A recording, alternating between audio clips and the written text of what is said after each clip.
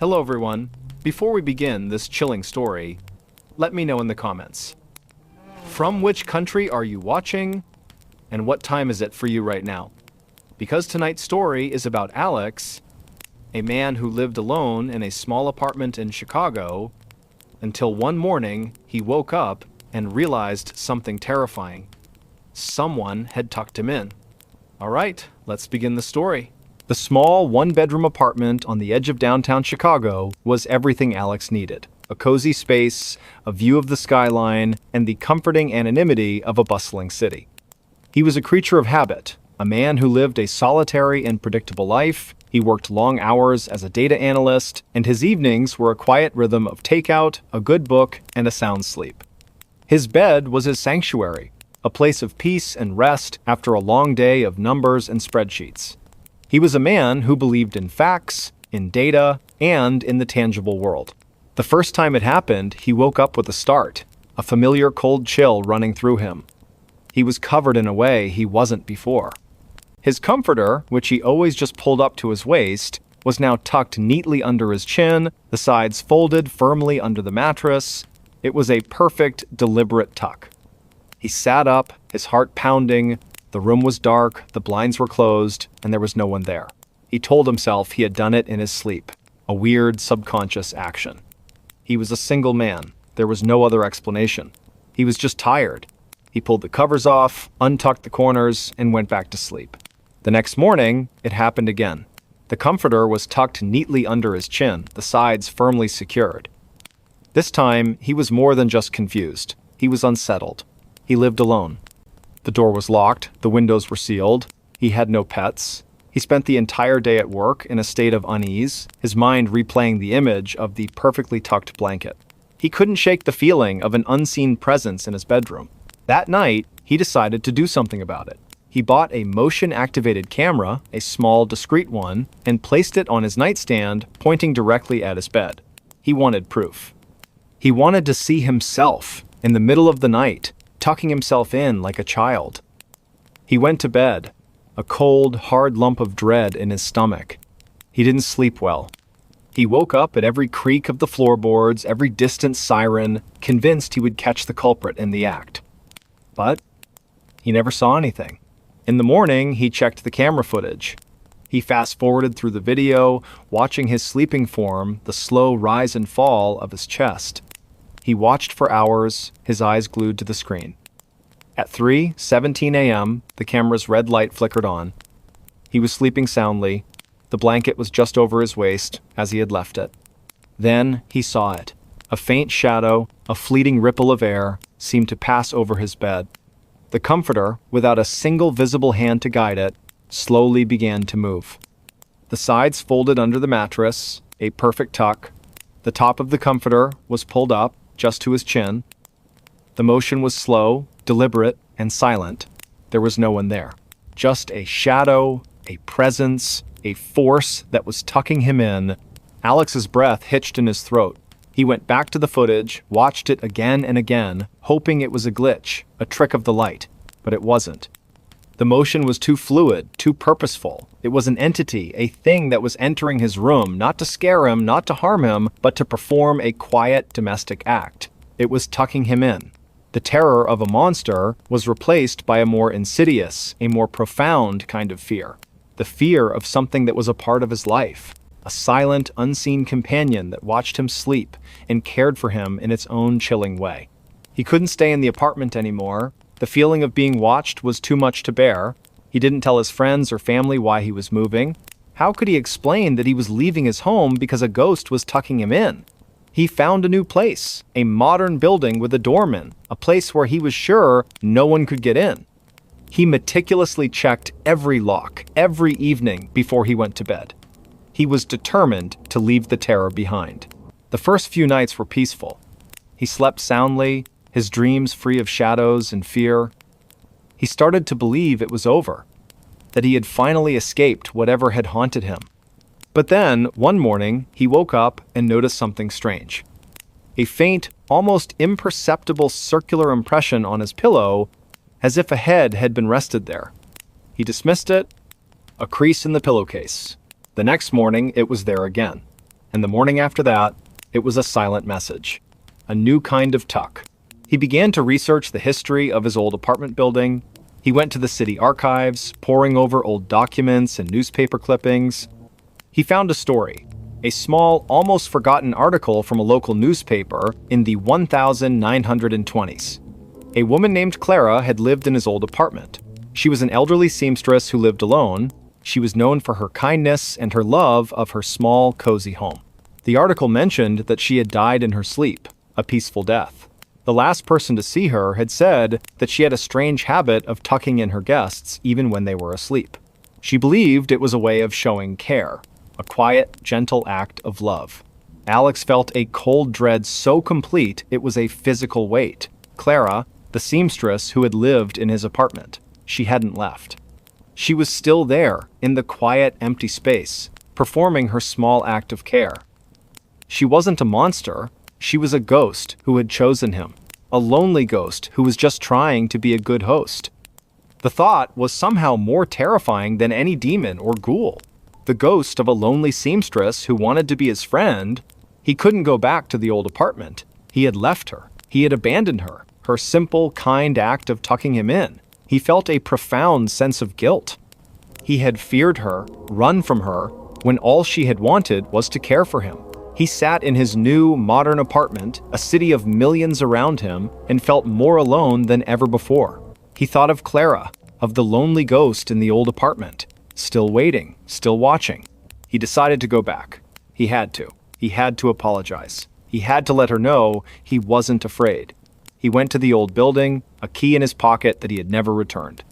He went up the 3 flights of stairs, his heart pounding in his chest. He unlocked the door to his old apartment, and he walked in. The apartment was empty, cold, and quiet. He went to his old bedroom, the place where the tucking had happened.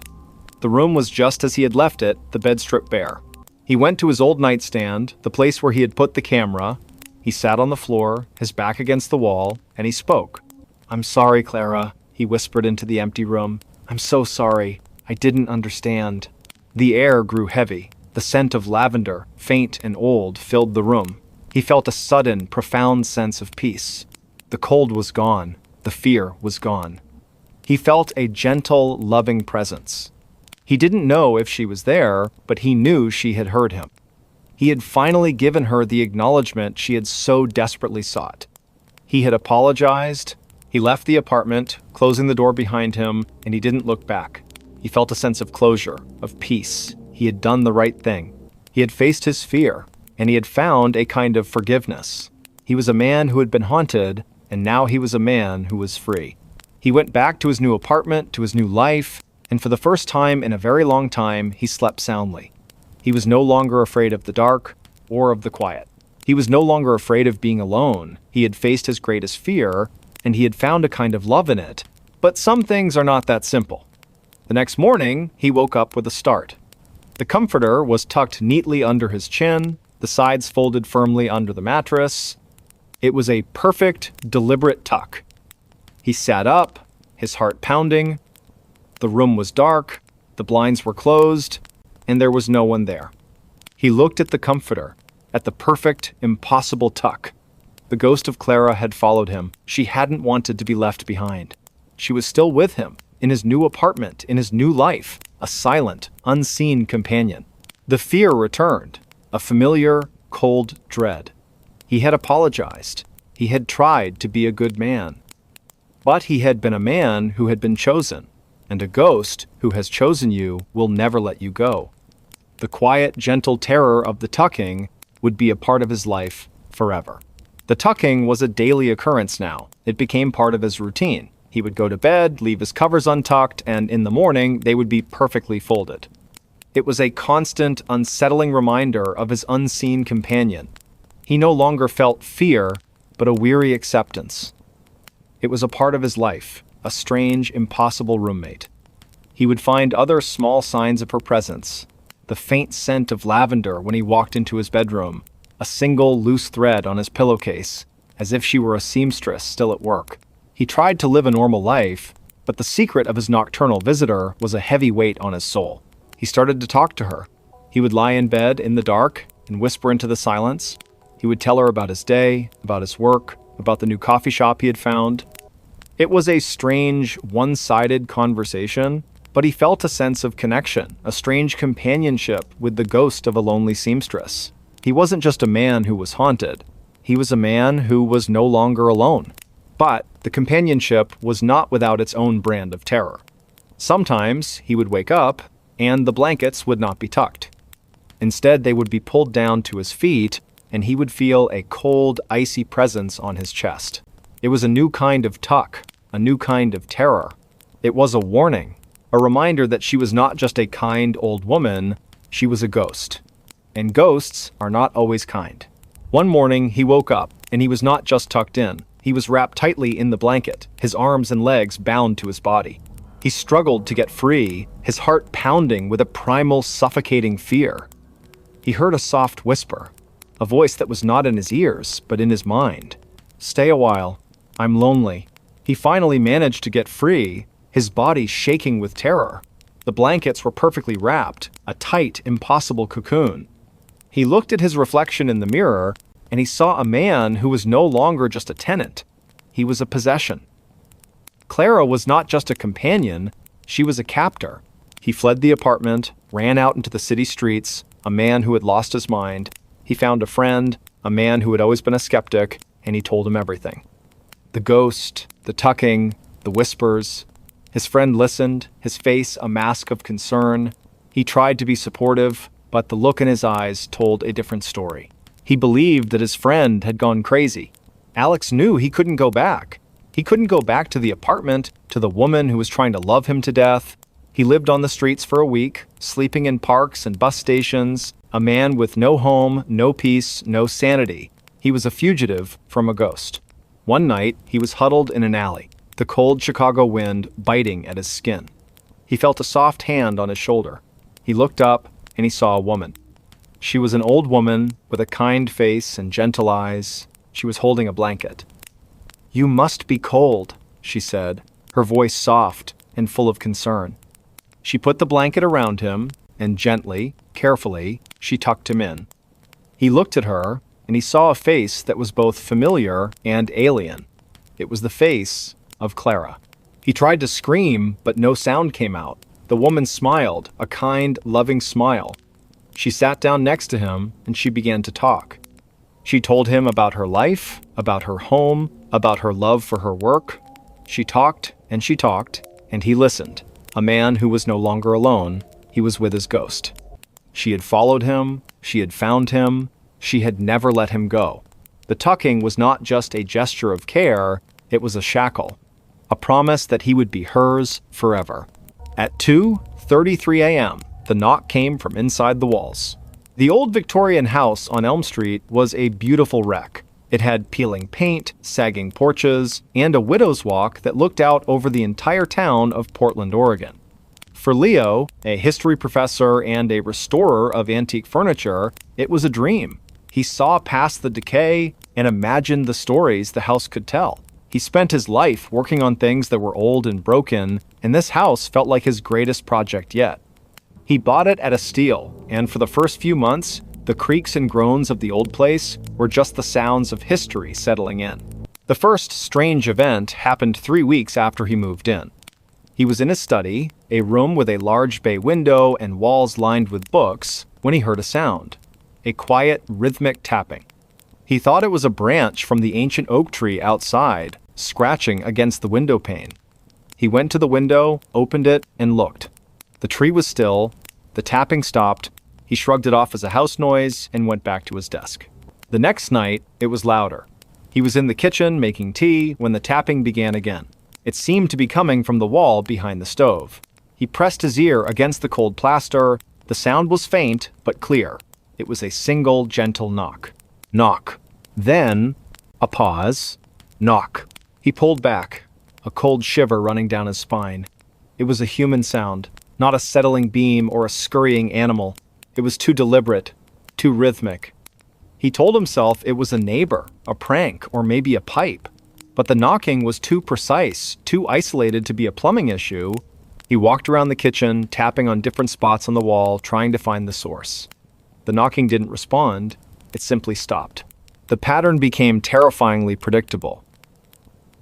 Every night, at precisely 2:33 a.m., the knocking would start. Sometimes it was faint, a gentle whisper from within the walls. Other times it was so loud it sounded like someone was trying to break through. It was always a single knock, followed by a pause, and then another single knock. It was a quiet, relentless, unsettling rhythm. He started keeping a journal. He would write down the time the knocking started, the duration, and its intensity. He'd write about the feeling it gave him a deep, visceral dread. He began to anticipate it, his body tensing as the clock ticked past 2:30 a.m.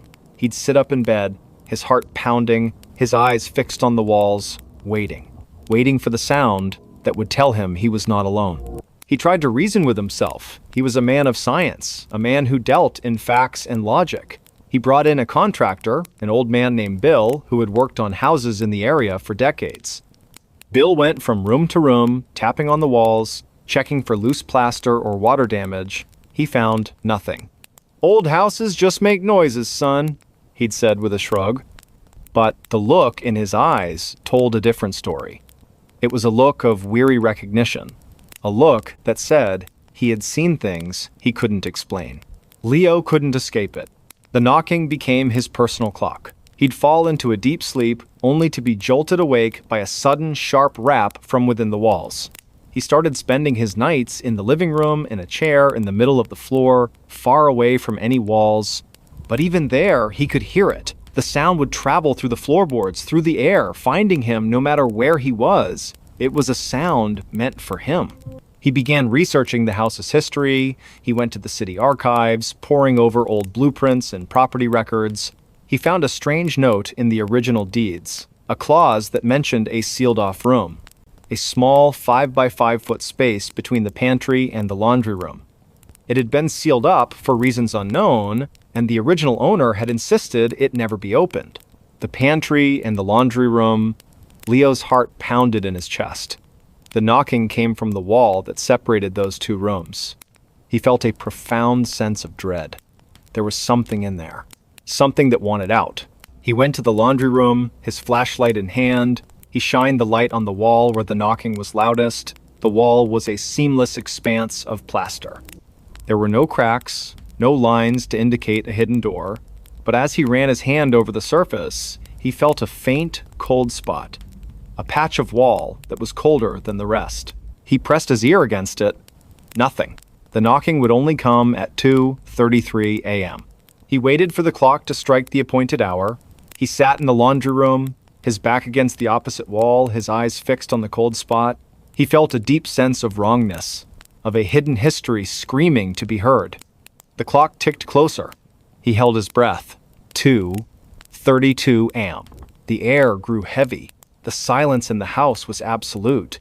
Even the gentle hum of the refrigerator in the kitchen faded into nothingness.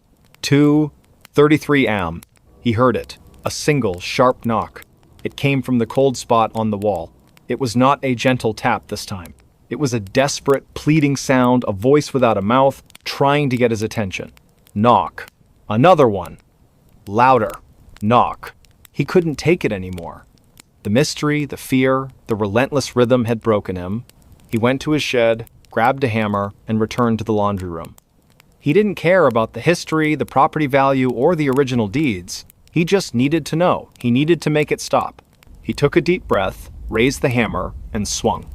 The hammer hit the plaster with a dull thud. A small crack appeared. He swung again and again, the plaster shattering, revealing the lath and plaster beneath. He kept hitting, tearing the wall apart, until he hit a piece of wood. It was an old piece of wood, but it was solid. He hammered away at it, his arms aching, his mind a feverish blur of fear and determination. He kept going, until he had torn a hole big enough to see inside.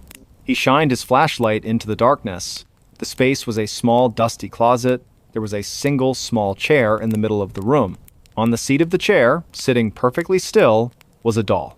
It was a little boy doll, dressed in old-fashioned clothes, with porcelain skin and painted blue eyes. The doll was sitting in a pose that was eerily human, and on the floor next to the chair, there was a single small piece of paper. He reached in, his hand shaking, and pulled it out. It was a note, written in a child's shaky hand. It said, "I want to play."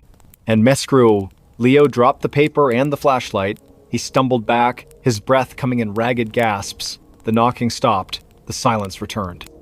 It wasn't the silence of peace, but the silence of a predator who had found its prey. He had opened the door. He had let it out. He sold the house a month later. He didn't tell the new buyers about the hole in the wall, the sealed-off room, or the doll he had found. He couldn't. Who would believe him? He moved to a new city, to a modern apartment, with no history, no secrets, no hidden rooms. He got a new job, a new life. He was a man who had left his ghosts behind.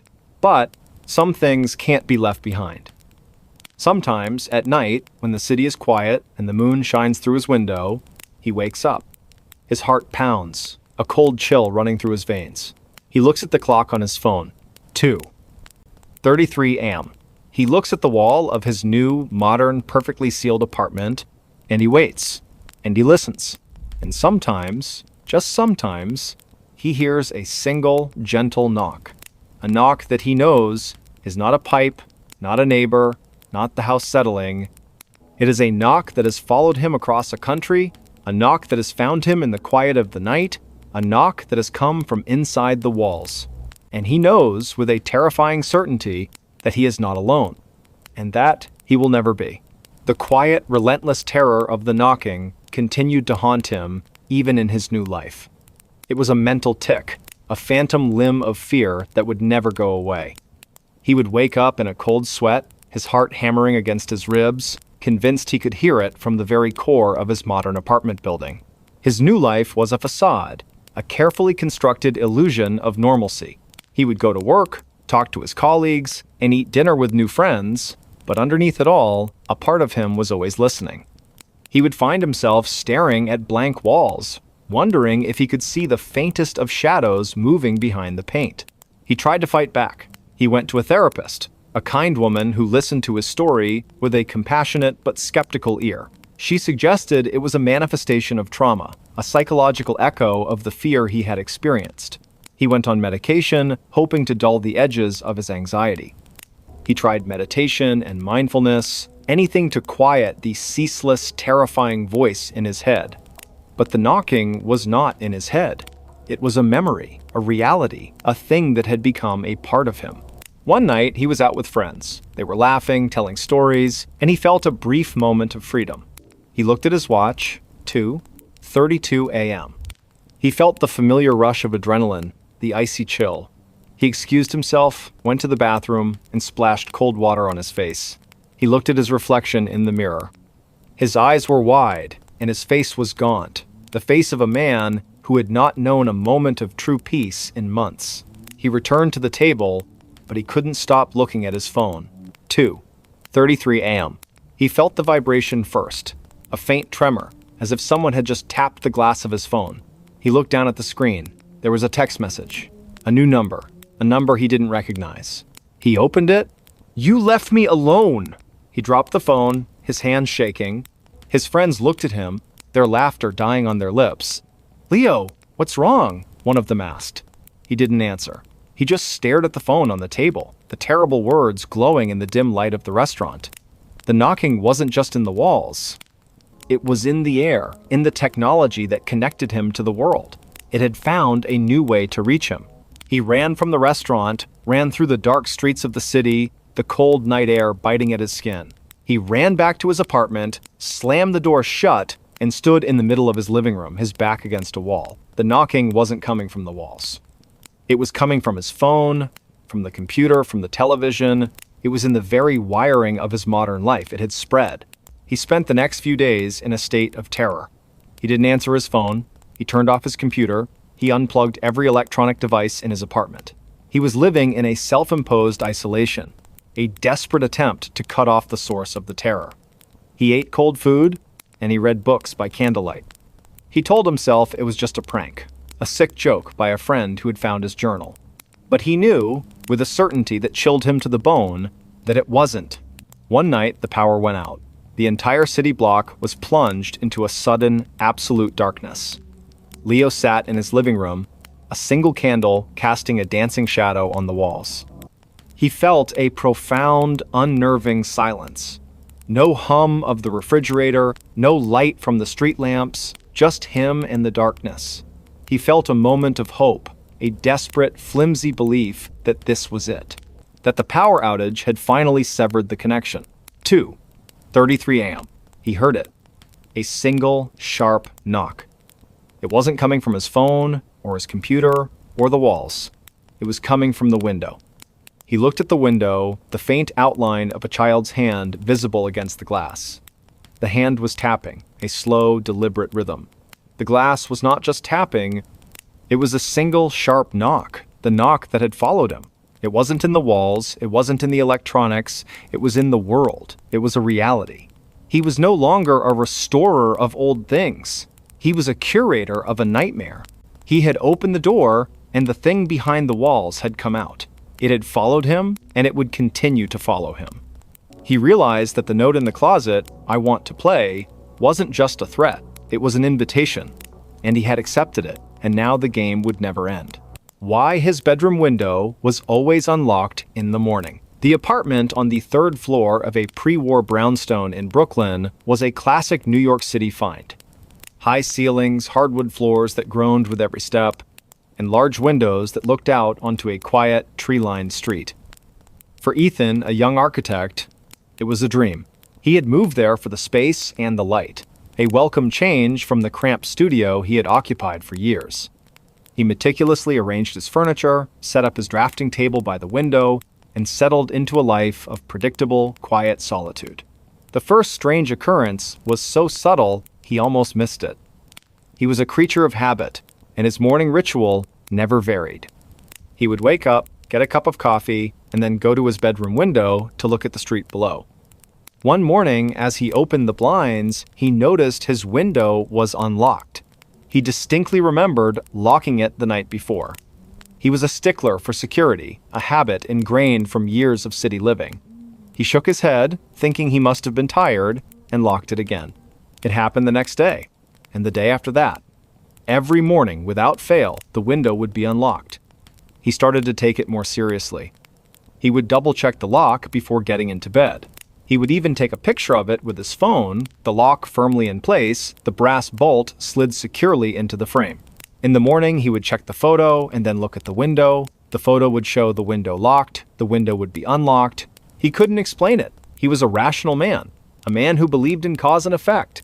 He considered every possibility. Was it a draft? A faulty lock? He took the lock apart, cleaned it, and reassembled it. It worked perfectly. He even installed a secondary lock, a simple latch, at the top of the window frame. He would lock both of them, and in the morning, both would be unlocked. It was a maddening, impossible reality. The feeling of dread began to seep into his life. He was no longer just annoyed, he was terrified. Someone or something was in his room every night. He couldn't shake the image of a gaunt, shadowy figure standing by his bed watching him sleep. He had no proof, no other evidence of an intrusion. The apartment was pristine in the morning. Nothing moved, nothing missing, just the open window. He bought a motion-activated camera, a small, discreet one that he placed on his dresser, pointing directly at the window. He was so nervous that night he barely slept, waking up at every creak of the floorboards. In the morning, he checked the camera. The video showed him getting into bed, the room falling silent. He fast-forwarded through the footage, watching himself sleeping peacefully. Then, at 2:47 a.m., he saw it.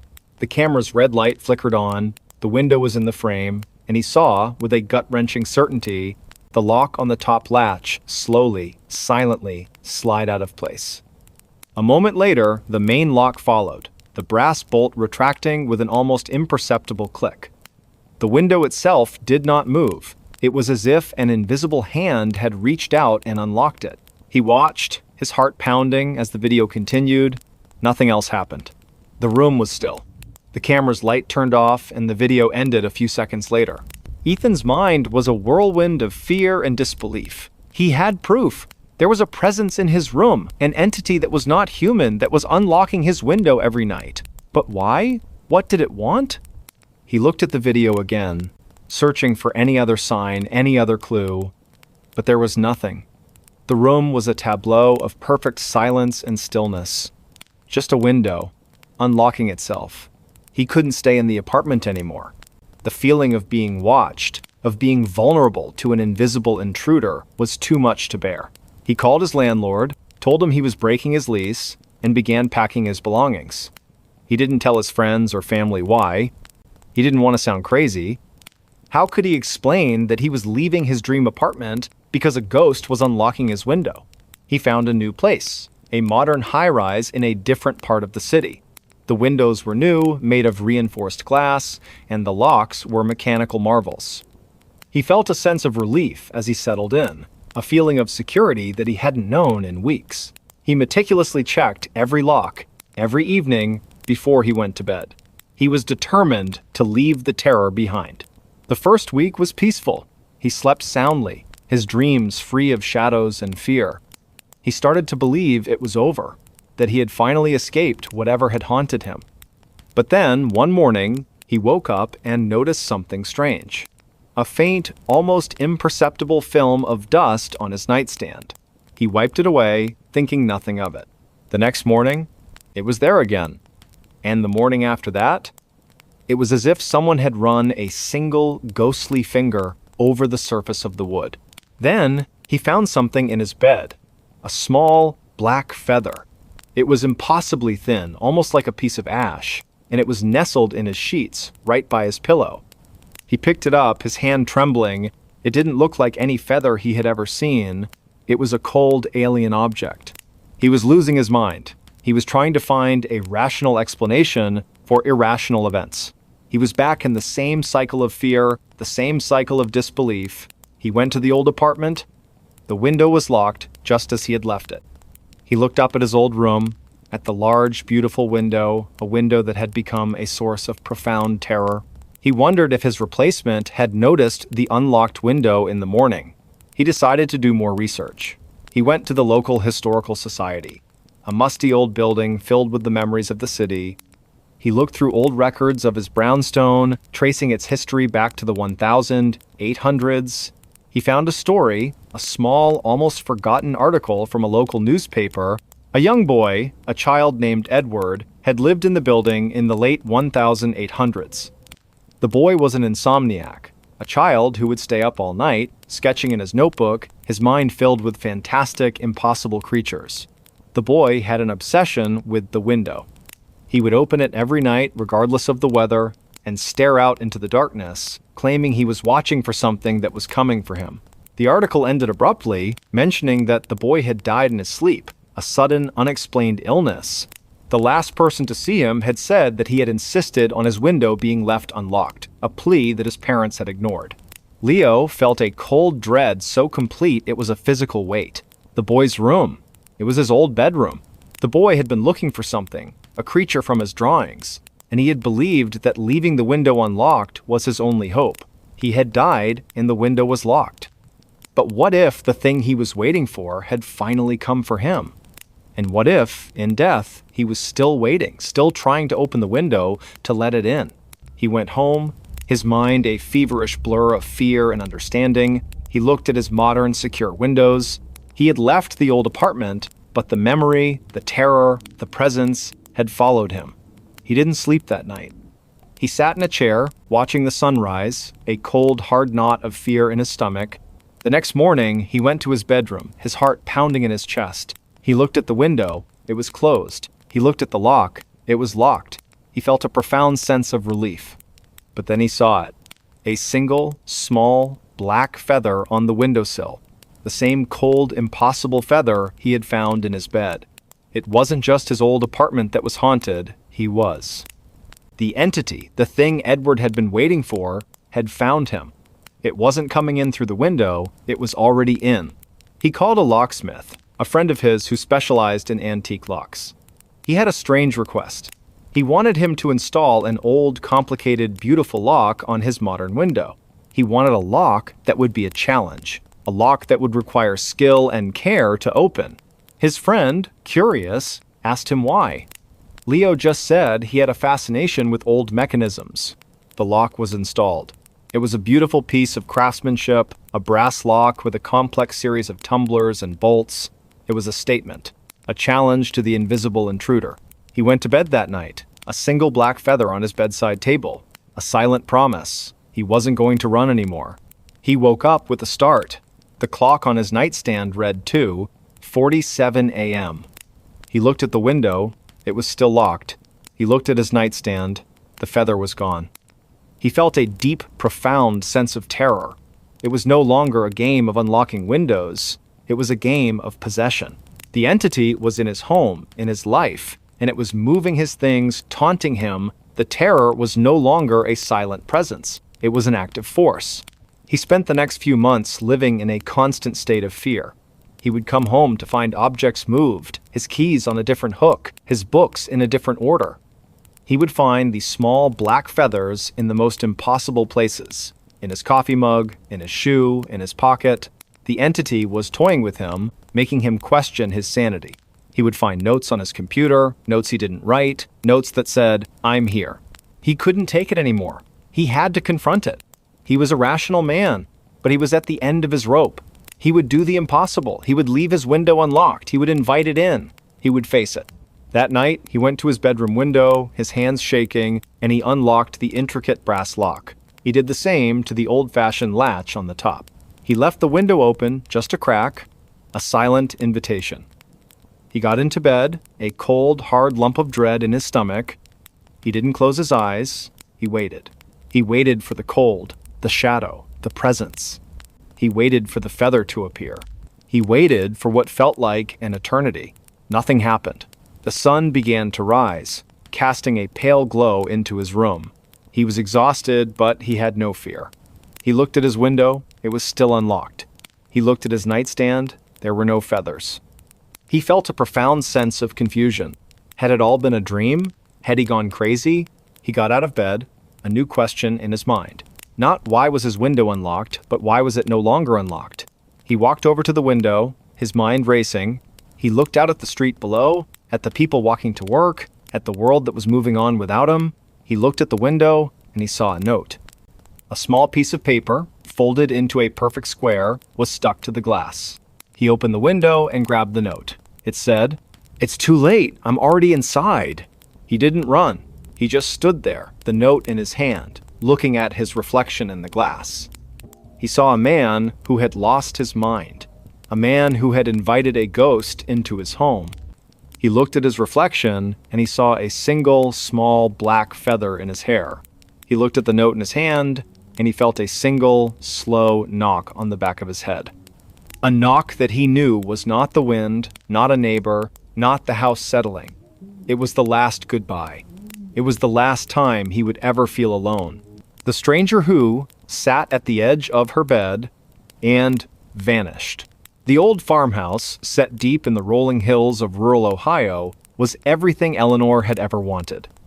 A wraparound porch for drinking coffee at sunrise, a stone fireplace that crackled with warmth on cold nights, and a sky so dark with no city lights that the stars looked like a spilled handful of diamonds. She had moved there to escape the relentless noise of her life, to find a stillness she hadn't known since childhood. For a year, the house was her sanctuary. Its creaks and groans were the comfortable sounds of a living, breathing structure. The silence was a blanket she could wrap herself in. Then, the quiet changed. It was subtle at first. A feeling of being watched when she was alone in the kitchen. A cold draft in the hallway, even with every window sealed tight. She brushed it off as an overactive imagination, a side effect of living so far from civilization. She told herself it was just the isolation settling in. But then, one night, she woke up with a start. The digital clock on her nightstand glowed 3:17 a.m. Her breath caught in her throat. She wasn't alone. Sitting at the very edge of her bed, his back to her, was a figure. A man. His posture was slumped, his shoulders bowed, as if the weight of the world was resting on them. He was dressed in what looked like an old, dark suit, frayed at the cuffs, and he was completely still. Eleanor was frozen, a statue of pure terror. She couldn't scream, couldn't move. Her mind raced, grappling with the impossible reality. How did he get in? The doors were locked. The windows were secured. She didn't own a dog, so there was no alarm to be triggered. He was just there. She squeezed her eyes shut and then opened them again. He was still there. The silence in the room was absolute, a vacuum where sound should be. She could hear the frantic beat of her own heart, a hummingbird trapped in her chest.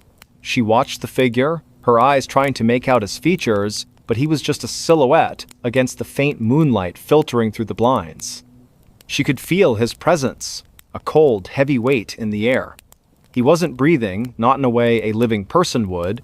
There was no rise and fall of his shoulders, just a desolate, unmoving stillness. After what felt like an eternity, he began to move. Slowly, deliberately, he lifted one hand and rested it on the bed, just beside his leg. The fabric of the comforter didn't shift, but she felt a sudden, profound coldness radiating from the spot. It was like touching frozen steel. Then, just as slowly, he began to turn his head. Eleanor's breath hitched. She could see the profile of his face now. It was thin, gaunt, with an unnerving hollow where his eyes should have been. The other side of his face was lost in shadow. He was turning, slowly, agonizingly, to look at her. She felt an overwhelming dread, a primal fear that had nothing to do with a home invader and everything to do with something ancient and wrong. She knew, with a terrifying certainty, that this was not a person. He was facing her, now. She could not see his eyes in the gloom, but she felt them. 2 pinpricks of icy malice piercing through the darkness. A shiver of pure dread ran from the top of her head down to her toes. Then she saw his mouth. A long, thin line that curled up into a slow, deliberate, grotesque smile. The smile was not one of mirth or greeting. It was the smile of a predator, of a thing that had found its prey. And just as she felt the scream tear its way up her throat, the figure vanished. Not faded, not dissolved into mist, he simply ceased to be. One moment he was there, a solid form on the edge of her bed, and the next the space was empty. The cold spot on the comforter was gone. The heavy, oppressive feeling in the room lifted, replaced by the familiar, comforting quiet of her farmhouse. But the quiet was no longer a blanket. It was a shroud. She didn't sleep again that night, or the night after. The image of that gaunt face, that predatory smile, was seared into her mind. She tried to tell herself it was a waking dream, a hallucination brought on by stress, but the memory was too vivid, too real. She bought a new alarm system, installed motion-activated lights, and even got a large dog from the local shelter. She did everything she could to feel safe, but the feeling never returned. The man came back. Not every night, but randomly, sporadically. Sometimes a week would pass, and she would begin to think it was over. Then she'd wake up, a sudden, cold dread in her stomach, and see him again. Always at the same time, 3:17 a.m., always sitting at the edge of her bed, his back to her. He never spoke, never moved, except for that slow, terrifying turn. She stopped trying to scream. She just watched, paralyzed by fear, as he turned his head and gave her that awful, empty smile. She became a prisoner in her own home. She would stay up until 4:00 a.m. every night, drinking endless cups of coffee, trying to outlast the visitation. She would fall asleep in the armchair in the living room, with the lights on and the TV playing, but she would always wake up in her bed with a cold chill and the gnawing certainty that he had been there, that he had watched her, and then, at 3:17 a.m., had appeared to sit with her. She began to notice other things. Objects moved in her house, the books on her shelf would be out of order, a favorite teacup would be in the wrong cupboard. Her dog, a large and boisterous golden retriever, would often whimper and refuse to enter her bedroom after midnight. He would stand at the doorway, hackles raised, and growl at something Eleanor couldn't see. He saw him. She knew it. He saw the stranger. Desperate, she started researching the history of the house. She went to the local historical society, poring over brittle, yellowed documents. She found a story about the family who had built the house in the 1880s. The family, the Andersons, had a young son named Elias, who was an artist. He was known for his beautiful, unsettling portraits, particularly of a gaunt, shadowy figure he called the Watcher. He claimed the figure sat with him every night, watching him paint. The story ended abruptly. Elias was found dead in his bed, an expression of profound terror frozen on his face. The official cause of death was an unknown fever, but the town whispers suggested something else. Eleanor felt a cold dread, so complete it was a physical weight. The date of Elias's death? October 17th, 3:17. The time of her own terrifying visitations. Elias had seen the stranger too. He had painted him, given him a name, and then he had died. Was that what the stranger wanted? To be acknowledged? To be seen? The thought was terrifying. It wasn't a haunting, it was a possession. A slow, patient claiming of a soul. She couldn't stay in the house, not anymore. She put it up for sale, listed it with a local agent who didn't ask too many questions. She packed her things with a desperate, feverish speed. As she placed the last box in the back of her car, she felt a profound wave of sadness. She loved this house. It had been her sanctuary, and now it was a cage. She couldn't shake the feeling that she was abandoning Elias, leaving him with his tormentor. She decided to do one last thing before she left. She went back inside, into her bedroom. She looked at the empty space at the edge of her bed, where the stranger sat. "I'm not like Elias," she whispered into the empty room, her voice trembling. "I'm not an artist. I can't paint you. I can't keep you here." She went to her desk and found a piece of paper and a pen. She didn't know why, she just felt compelled to. She wrote the numbers 3:17 in large, clear script. And below it, she wrote, "I see you." She left the paper on the bedside table and walked out of the room, closing the door behind her. She didn't look back. She got in her car and drove away, the headlights illuminating the winding country road as she left the dark, silent house behind. She moved to a small apartment in a bustling town, a place full of noise and people and light. She felt a profound sense of relief. For a while, she slept soundly, the sounds of traffic and neighbors a comforting lullaby, but every night at 3:17 a.m., she would wake up, not to a presence, not to a cold spot, but to a feeling of profound loss and loneliness. She would sit up, her heart aching with an emptiness she couldn't explain. One night, she dreamt of the farmhouse. She was in her bedroom, and she saw the stranger sitting on her bed, his back to her. But this time, he wasn't alone. Another figure was sitting beside him, a young boy, dressed in an old-fashioned suit. He was sketching in a notebook, a gentle smile on his face. He looked at her, and then back at his drawing. The stranger turned his head and looked at her. He didn't smile, his grotesque smile. He just stared at her with that hollow place where his eyes should have been. And then, slowly, he nodded. A single, clear gesture. He had found someone else, a companion, and he had let her go. She never saw the stranger again. The cold feeling at 3:17 a.m. faded over time, replaced by a quiet sense of closure.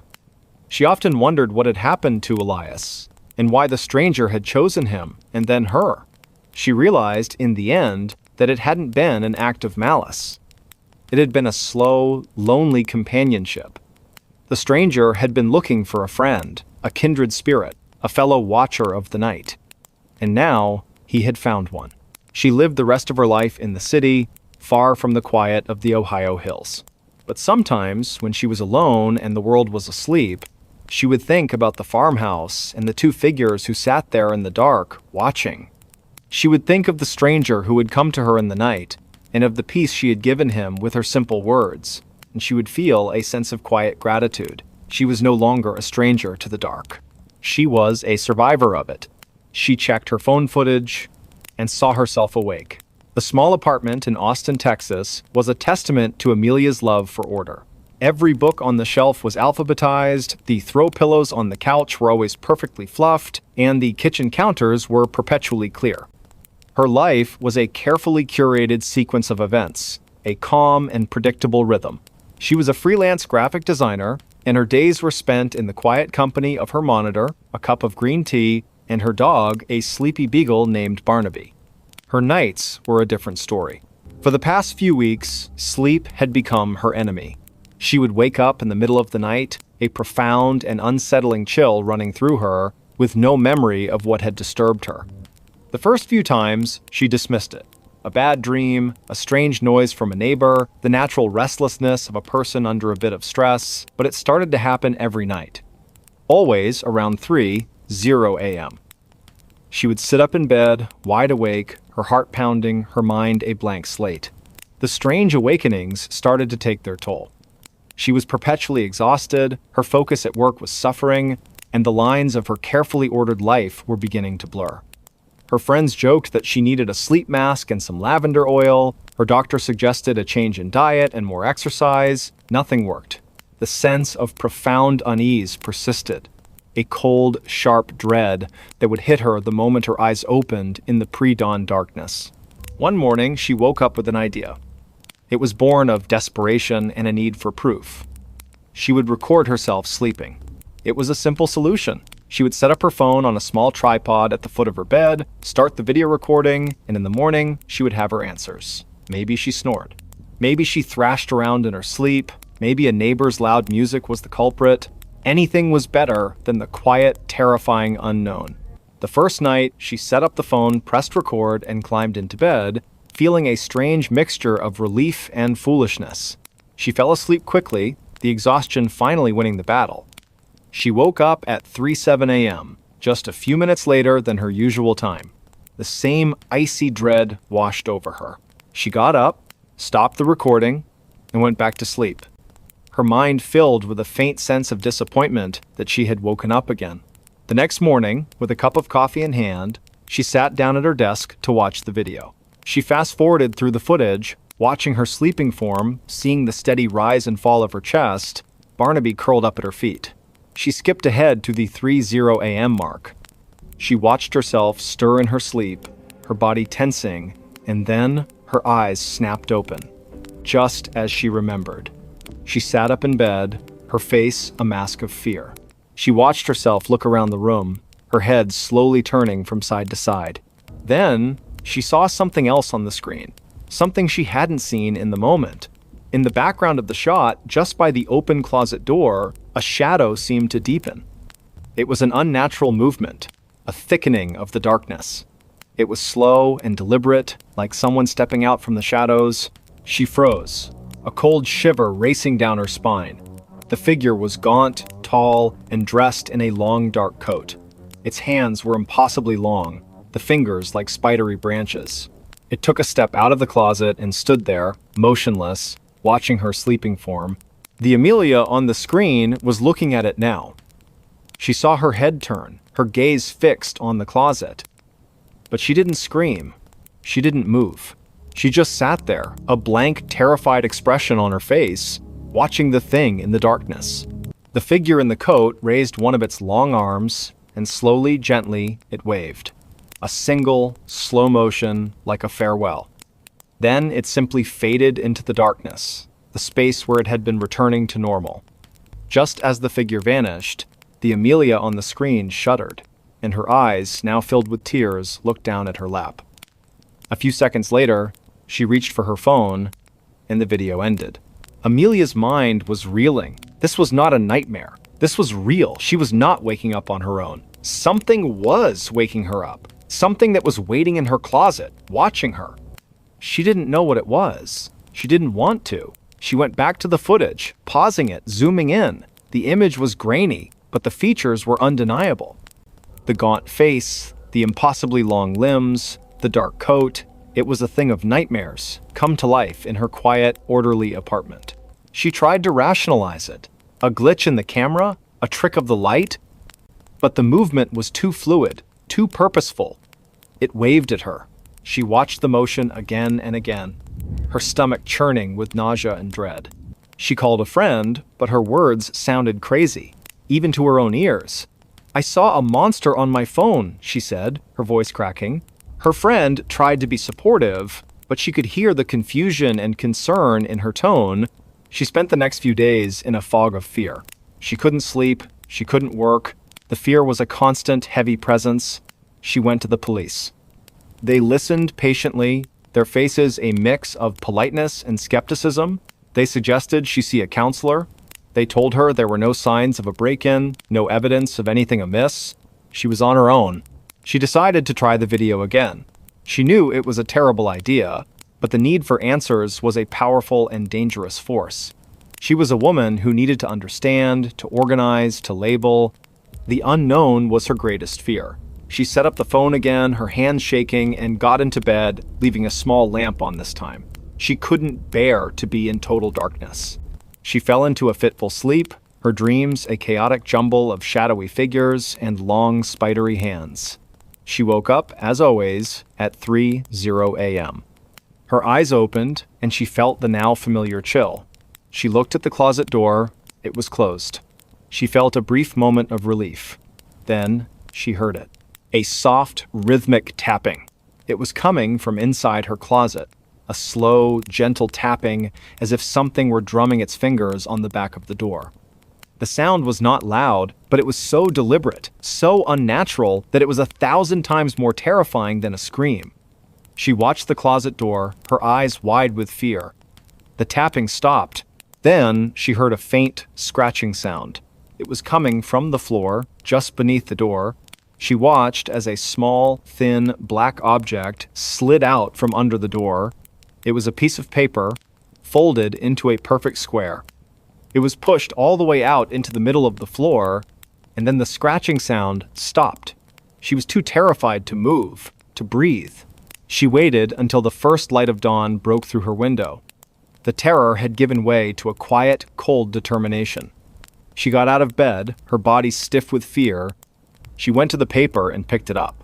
Her hands were shaking so badly she could barely unfold it. Inside, there was a single sentence, written in a spidery, unsettling script. "I miss our conversations." Her mind went blank. Conversations? What conversations? She didn't remember any conversations with a shadowy figure. The thought was horrifying. She had been awake. The video had shown her. But she had no memory of it. The thing in her closet was waking her up and speaking to her, and then somehow making her forget. It was more than a presence. It was a parasitic memory, a dark companion that was slowly, patiently stealing her waking hours. She ran. She didn't pack anything. She grabbed Barnaby, her keys, and her wallet, and she ran out of the apartment. She didn't stop to call anyone. She drove to the nearest motel, checked in, and sat on the bed in the middle of a brightly lit room, her phone footage playing on a loop. She watched herself, her sleeping self, a quiet, unsuspecting prey, and she watched the shadowy figure, a patient predator, waiting for her to wake up. She never went back to the apartment. She abandoned her furniture, her belongings, her carefully curated life. She moved to a new city, a place with a different time zone, where 3:00 a.m. was not 3:00 a.m. anymore.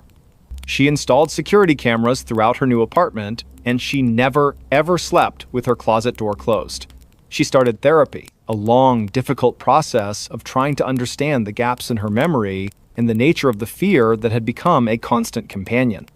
She learned about dissociative amnesia, about the mind's way of protecting itself from trauma, but she knew this wasn't just a psychological break. It was something else. Months turned into a year. She was beginning to heal. She had a new job, new friends, a new rhythm. The terror had receded, replaced by a quiet, lingering vigilance. The memory of the figure in the coat was a dull ache in the back of her mind, a scar from a wound that would never fully close.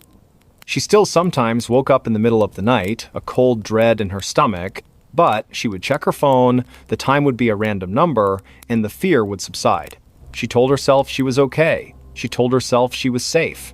Then, one night, she was having a restless dream. A dream of a long, dark hallway and a gaunt figure waiting at the end. She woke up with a gasp, her heart pounding. The clock on her nightstand read 3:00 a.m. A profound, icy coldness filled her room, seeping into her skin. Barnaby, who was sleeping at the foot of her bed, suddenly sat up, his ears twitching, and he began to growl, a low, guttural sound. He was looking at the closet door. It was closed. A single, small piece of paper slid out from under the door, unfolding as it went. It was a perfect square. It came to rest in the middle of her floor.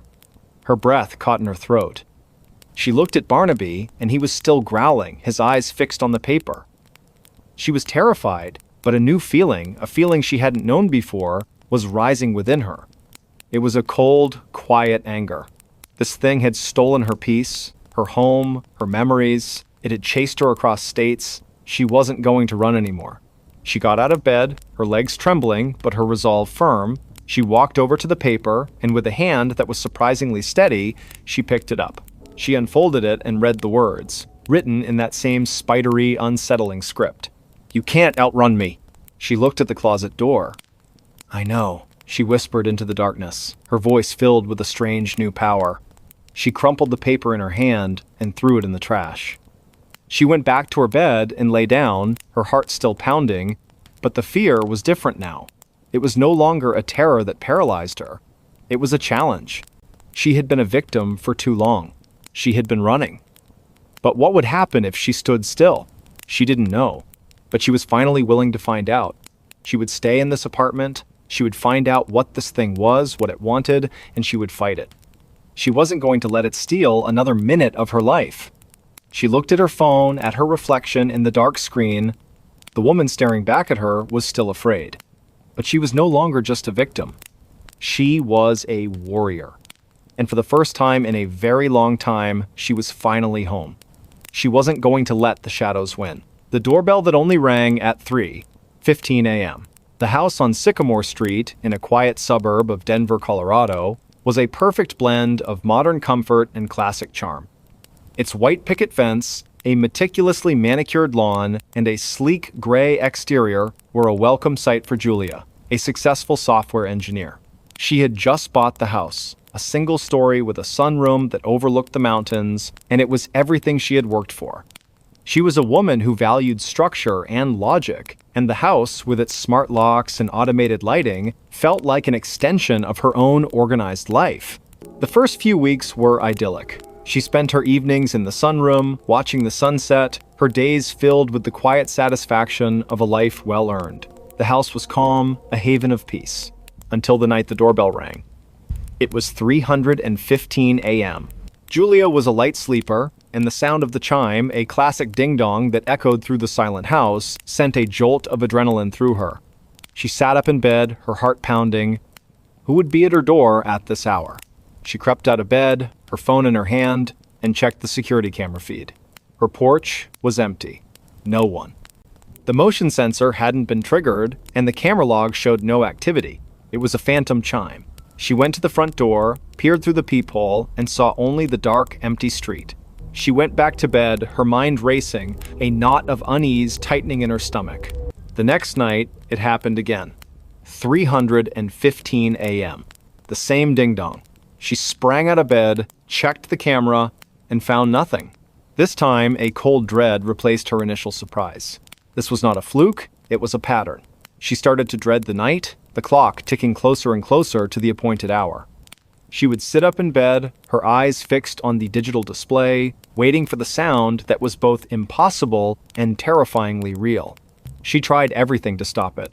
She disabled the smart doorbell, unplugged the chime, and even went as far as to remove the button itself from the wall. The house was silent, dark, and empty. She went to bed, a profound sense of relief washing over her. She would finally get some rest. But at 3:15 a.m., the sound came again. It was faint this time, a ghostly echo of the chime, as if the sound itself had been imprinted on the house. It was not a physical sound. It was an auditory hallucination, a sound that was only for her. She began to spiral. The lack of sleep, combined with the psychological terror of the phantom chime, was taking its toll. Her work was suffering, her perfectly organized life was falling apart, and her friends started to notice her gaunt face and haunted eyes. She tried to tell them, but her words sounded crazy, even to her own ears. My doorbell keeps ringing, but there's no one there. They suggested she was stressed, that she was imagining it, but she knew she wasn't. The fear was too real. She tried to fight back with logic. She bought a new, more advanced security system. She installed infrared cameras and motion sensors all around the perimeter of her house.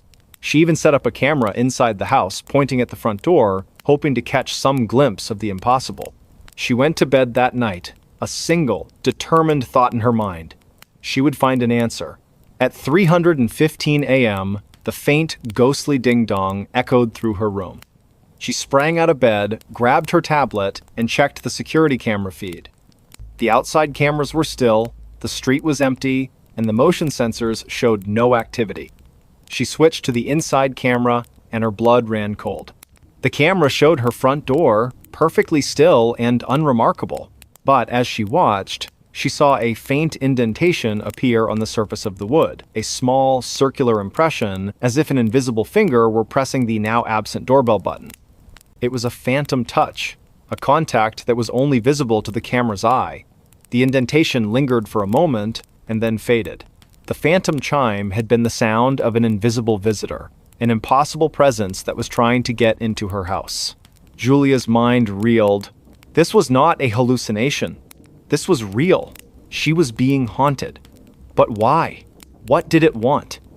She went back to the footage, pausing it, zooming in on the circular indentation. It was a perfect circle, a small, silent ring of pressure on her door. It was a persistent, patient, and terrifying attempt to get her attention.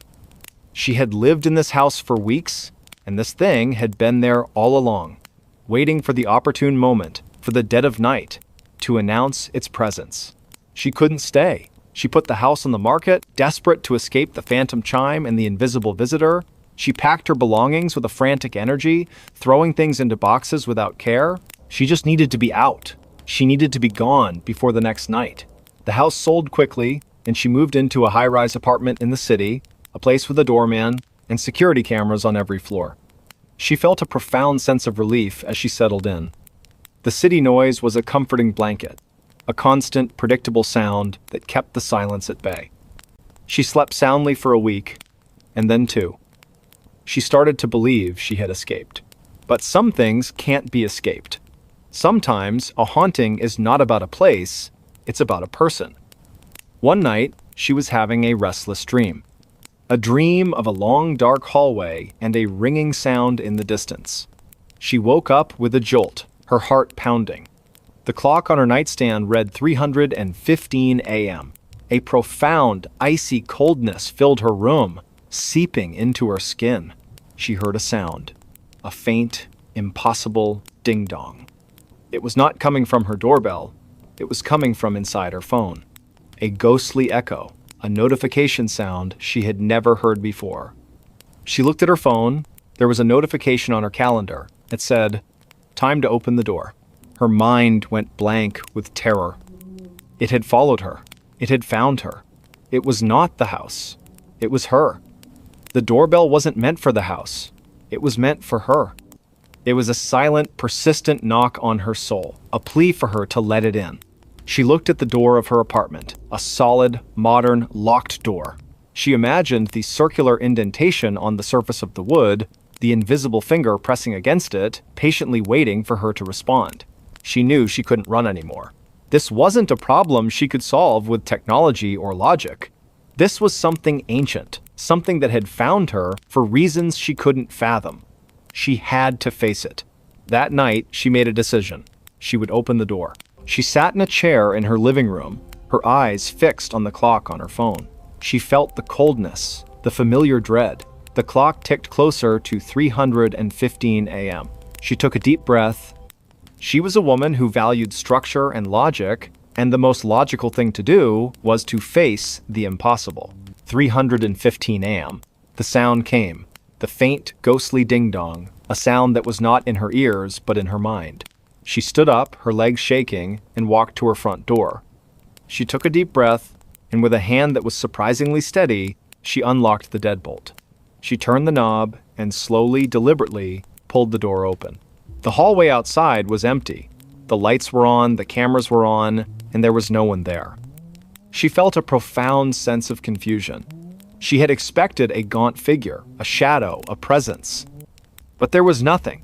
The doorbell didn't ring again. She stood there for a long moment, looking at the empty hallway. She closed the door, locked it, and went back to bed. She slept soundly for the first time in months.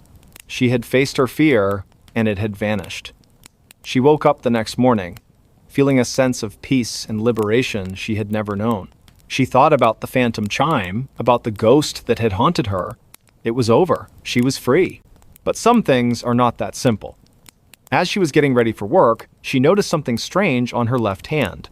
On her ring finger, a small circular impression, a faint, ghostly bruise, as if an invisible ring had been pressed onto her skin. She tried to rub it off, but it wouldn't fade. It was a permanent mark, a silent souvenir of the night she had opened the door. She looked at her hand, and she felt a sudden, deep sense of understanding. It wasn't about a door, it was about a commitment. She had invited it in. She had accepted its presence. The doorbell was not a request to enter. It was a symbol of a promise. She had been chosen. And the phantom chime had been the sound of an unseen ceremony. She was now bound to the thing that had haunted her, a partner in a haunting she had no memory of. And sometimes, when she's alone and the city is quiet, she looks at her hand, at the faint, circular bruise, and she hears it, a soft, gentle knock. A knock that is not a chime, but a promise. A knock that has followed her and will continue to follow her for the rest of her life. She is not just a homeowner anymore, she is a bride to a ghost. And the phantom chime was the sound of her wedding bells. Every night, something stopped right outside his door at 1:47 a.m. The old house on Hemlock Lane had always felt like a different world, a relic of a time long past, nestled deep within the suburbs of Salem, Massachusetts.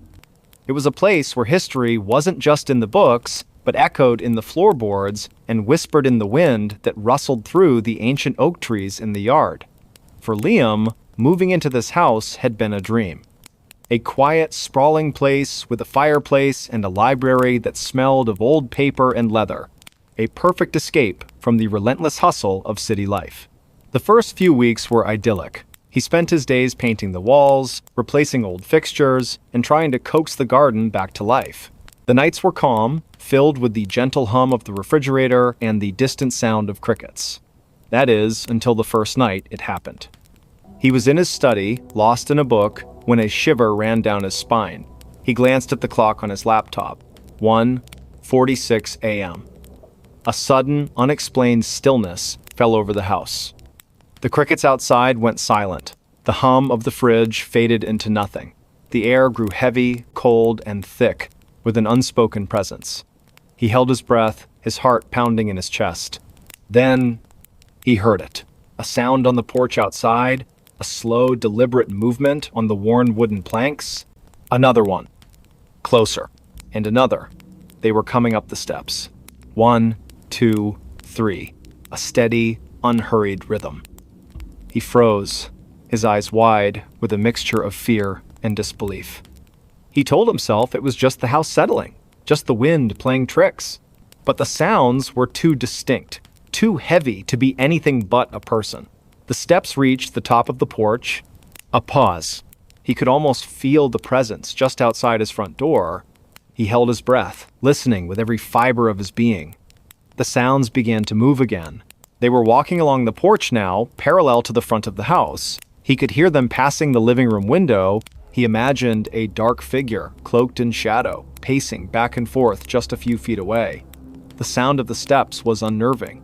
They were not fast, not a hurried escape. They were a slow, purposeful patrol, a sentinel on a beat. Then the sound stopped, right outside his study window, the very window he was looking at. He squeezed his eyes shut, a plea to a silent God that this was all a dream. When he opened them, the window was still dark, reflecting his own terrified face. And then he heard the faintest sound, a soft, gentle scratching, as if a fingernail were being dragged along the window pane. The scratching stopped. The silence that followed was even more terrifying than the sound. He didn't move for what felt like an eternity. He simply sat, rigid with fear, until the sun began to peek over the horizon, casting a faint light into his room. He didn't sleep that night, or the next, or the one after that. Every night, it was the same. The silence at 1:46 a.m.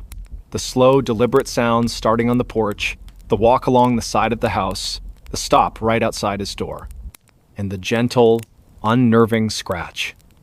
He began to anticipate it, his body tensing as the clock crept closer to the dreaded time.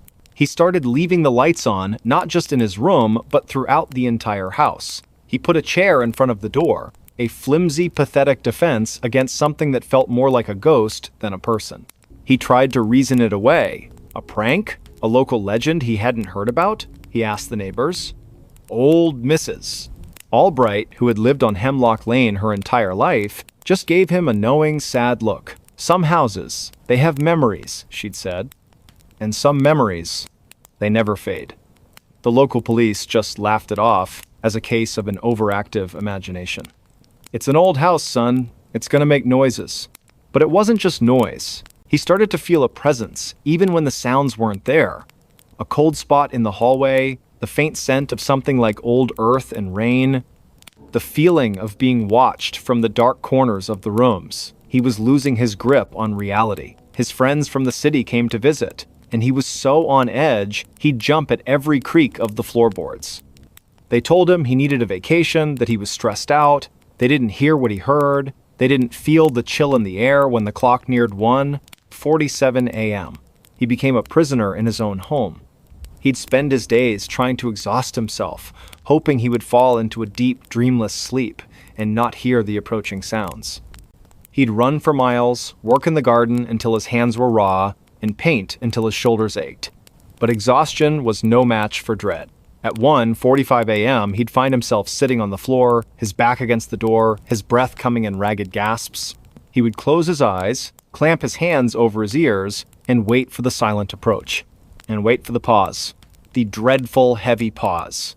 He started doing his own research. He went to the local library, poring over old microfiches and town records. He learned about the history of the house, about the families who had lived there. And then he found it. A small, almost forgotten article from a local newspaper dated back to the 1920s. A boy, a 10-year-old named Thomas, had vanished from the house. He'd gone to bed one night, and in the morning, his room was empty. No signs of a struggle, no forced entry, just gone. The article mentioned that the last person to see him was his older sister, who claimed she had heard his footsteps pacing back and forth on the porch outside his window late that night, just before he disappeared. She said they stopped, and then there was a faint scratch on the window, and then silence. The article ended with the case being unsolved, a local tragedy that had faded into the annals of forgotten history. Liam felt a cold dread settle in his stomach, a chill that had nothing to do with the temperature, the boy's room. But it was his study now, the very room where he first heard the sounds. He thought of Thomas, a young boy, pacing outside his window at night, perhaps looking for a way in or a way out. He couldn't stay anymore. The house, his dream house, had become a tomb. He called a real estate agent, put the place on the market, and made plans to move back to the city. He didn't care about the money, he just wanted to be free. He packed his belongings with a frenzied, desperate energy, tossing things into boxes without care. He had to be out before the next night. He had to be. The last box was packed. The car was loaded. He had the keys in his hand, ready to leave. He took one last look around the empty, cavernous house. He saw the peeling wallpaper, the stained floorboards, and the way the shadows clung to the corners. He felt a sudden wave of pity for Thomas, for the little boy who had been trapped here for so long. He felt a pang of guilt. Was he just going to leave Thomas here to wait for the next person? The thought was unsettling. He went to the study, the room that was the epicenter of his terror. He stood in the middle of the room, looking out the window, his reflection staring back at him. "I'm sorry, Thomas," he whispered into the silent room. "I'm so sorry." As he stood there, a sudden, cold breeze swept through the house, even though all the windows were shut. The scent of old earth and rain was stronger now. The grandfather clock in the hall began to chime, its ancient bell echoing through the empty space. 1. A pause. 2. Pause. 3. The chimes were impossibly slow. He didn't need to look at his watch to know the time. The final chime rang out. 1:46 a.m. He heard the first sound. He felt a sudden, inexplicable urge to do something, anything, besides run. He felt a profound sadness for the little boy, a need to help. He walked to the window, his hand trembling, and gently rapped on the glass. Rap. He waited. The sounds outside stopped. The silence returned, a heavy, expectant quiet. He held his breath. Then he heard it, the sound of a single, slow movement. On the porch, just outside the front door. Another one. The sounds were not pacing anymore. They were receding, getting softer and softer, down the porch steps, back toward the yard. The sound was fading. The sound was gone. He waited in the silence, a new kind of silence, a different kind of quiet. He went to the front door, his hands still trembling, and looked out. The yard was still, the trees unmoving. He looked out at the street, empty. The moon cast a pale glow on the old house. For the first time in months, he felt no fear. He felt a peace. He returned to his car, got in, and drove away from Hemlock Lane, not once looking in the rearview mirror. He was free. He didn't know what had happened, what his small act of acknowledgement had done. He just knew that he had left a quiet house behind him. A house that, perhaps, had finally found its peace as well. Years later, he still lived in the city, but he never forgot the old house and the sounds that had haunted him. He often wondered about Thomas, and about what he had finally found out there in the quiet night. He wondered if he was finally home, and sometimes, on quiet, dark nights, when the rain pattered against his window, he'd find himself looking at the clock, and when it was 1:47 a.m., he'd listen, and he would hear nothing at all. Why his bedroom window was always unlocked in the morning. The apartment on the third floor of a pre-war brownstone in Brooklyn was a classic New York City find. High ceilings, hardwood floors that groaned with every step, and large windows that looked out onto a quiet, tree-lined street. For Ethan, a young architect, it was a dream. He had moved there for the space and the light, a welcome change from the cramped studio he had occupied for years. He meticulously arranged his furniture, set up his drafting table by the window, and settled into a life of predictable, quiet solitude. The first strange occurrence was so subtle he almost missed it. He was a creature of habit, and his morning ritual never varied. He would wake up, get a cup of coffee, and then go to his bedroom window to look at the street below. One morning, as he opened the blinds, he noticed his window was unlocked.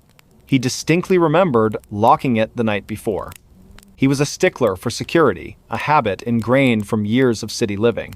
He shook his head, thinking he must have been tired, and locked it again.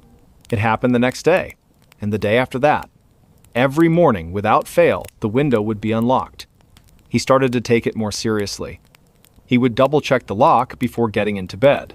He would even take a picture of it with his phone, the lock firmly in place, the brass bolt slid securely into the frame. In the morning, he would check the photo and then look at the window. The photo would show the window locked, the window would be unlocked. He couldn't explain it. He was a rational man, a man who believed in cause and effect. He considered every possibility. Was it a draft? A faulty lock? He took the lock apart, cleaned it, and reassembled it. It worked perfectly. He even installed a secondary lock, a simple latch, at the top of the window frame. He would lock both of them, and in the morning, both would be unlocked. It was a maddening, impossible reality. The feeling of dread began to seep into his life. He was no longer just annoyed, he was terrified. Someone or something was in his room every night. He couldn't shake the image of a gaunt, shadowy figure standing by his bed watching him sleep. He had no proof, no other evidence of an intrusion. The apartment was pristine in the morning. Nothing moved, nothing missing, just the open window. He bought a motion-activated camera, a small, discreet one that he placed on his dresser, pointing directly at the window. He was so nervous that night he barely slept, waking up at every creak of the floorboards. In the morning, he checked the camera. The video showed him getting into bed, the room falling silent. He fast-forwarded through the footage, watching himself sleeping peacefully. Then, at 2:47 a.m., he saw it. The camera's red light flickered on, the window was in the frame, and he saw, with a gut-wrenching certainty, the lock on the top latch slowly, silently slide out of place. A moment later, the main lock followed, the brass bolt retracting with an almost imperceptible click. The window itself did not move. It was as if an invisible hand had reached out and unlocked it. He watched, his heart pounding as the video continued. Nothing else happened. The room was still. The camera's light turned off and the video ended a few seconds later.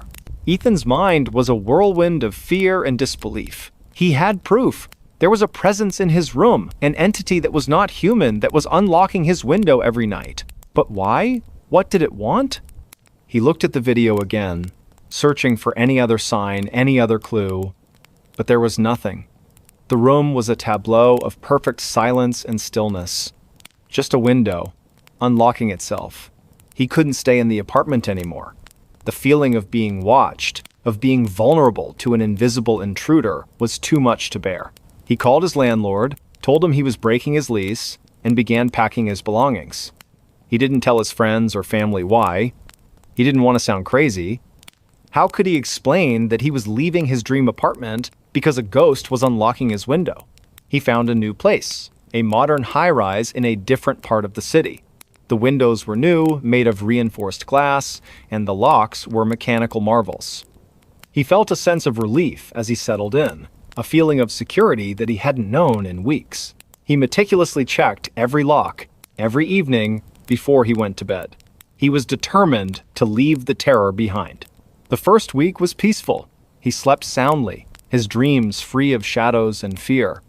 He started to believe it was over, that he had finally escaped whatever had haunted him. But then, one morning, he woke up and noticed something strange. A faint, almost imperceptible film of dust on his nightstand. He wiped it away, thinking nothing of it. The next morning, it was there again. And the morning after that, it was as if someone had run a single ghostly finger over the surface of the wood. Then, he found something in his bed, a small, black feather. It was impossibly thin, almost like a piece of ash, and it was nestled in his sheets, right by his pillow. He picked it up, his hand trembling. It didn't look like any feather he had ever seen. It was a cold, alien object. He was losing his mind. He was trying to find a rational explanation for irrational events. He was back in the same cycle of fear, the same cycle of disbelief. He went to the old apartment. The window was locked, just as he had left it. He looked up at his old room, at the large, beautiful window, a window that had become a source of profound terror. He wondered if his replacement had noticed the unlocked window in the morning. He decided to do more research. He went to the local historical society, a musty old building filled with the memories of the city. He looked through old records of his brownstone, tracing its history back to the 1800s. He found a story, a small, almost forgotten article from a local newspaper. A young boy, a child named Edward, had lived in the building in the late 1800s. The boy was an insomniac, a child who would stay up all night, sketching in his notebook, his mind filled with fantastic, impossible creatures. The boy had an obsession with the window. He would open it every night, regardless of the weather, and stare out into the darkness, claiming he was watching for something that was coming for him. The article ended abruptly, mentioning that the boy had died in his sleep, a sudden, unexplained illness. The last person to see him had said that he had insisted on his window being left unlocked, a plea that his parents had ignored. Leo felt a cold dread so complete it was a physical weight. The boy's room. It was his old bedroom. The boy had been looking for something, a creature from his drawings, and he had believed that leaving the window unlocked was his only hope. He had died, and the window was locked. But what if the thing he was waiting for had finally come for him? And what if, in death, he was still waiting, still trying to open the window to let it in? He went home, his mind a feverish blur of fear and understanding. He looked at his modern, secure windows. He had left the old apartment, but the memory, the terror, the presence had followed him. He didn't sleep that night. He sat in a chair, watching the sunrise, a cold, hard knot of fear in his stomach. The next morning, he went to his bedroom, his heart pounding in his chest. He looked at the window. It was closed. He looked at the lock. It was locked. He felt a profound sense of relief. But then he saw it. A single, small, black feather on the windowsill. The same cold, impossible feather he had found in his bed. It wasn't just his old apartment that was haunted. He was. The entity, the thing Edward had been waiting for, had found him. It wasn't coming in through the window. It was already in. He called a locksmith, a friend of his who specialized in antique locks. He had a strange request. He wanted him to install an old, complicated, beautiful lock on his modern window. He wanted a lock that would be a challenge, a lock that would require skill and care to open. His friend, curious, asked him why. Leo just said he had a fascination with old mechanisms. The lock was installed. It was a beautiful piece of craftsmanship, a brass lock with a complex series of tumblers and bolts. It was a statement, a challenge to the invisible intruder. He went to bed that night, a single black feather on his bedside table, a silent promise. He wasn't going to run anymore. He woke up with a start. The clock on his nightstand read 2:47 a.m. He looked at the window. It was still locked. He looked at his nightstand. The feather was gone. He felt a deep, profound sense of terror. It was no longer a game of unlocking windows. It was a game of possession. The entity was in his home, in his life, and it was moving his things, taunting him. The terror was no longer a silent presence. It was an active force. He spent the next few months living in a constant state of fear. He would come home to find objects moved, his keys on a different hook, his books in a different order. He would find these small black feathers in the most impossible places, in his coffee mug, in his shoe, in his pocket. The entity was toying with him, making him question his sanity. He would find notes on his computer, notes he didn't write, notes that said, "I'm here." He couldn't take it anymore. He had to confront it. He was a rational man, but he was at the end of his rope. He would do the impossible. He would leave his window unlocked. He would invite it in. He would face it. That night, he went to his bedroom window, his hands shaking, and he unlocked the intricate brass lock.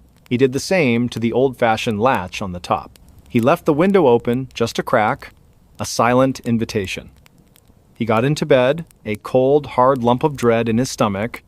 He didn't close his eyes. He waited. He waited for the cold, the shadow, the presence. He waited for the feather to appear. He waited for what felt like an eternity. Nothing happened. The sun began to rise, casting a pale glow into his room. He was exhausted, but he had no fear.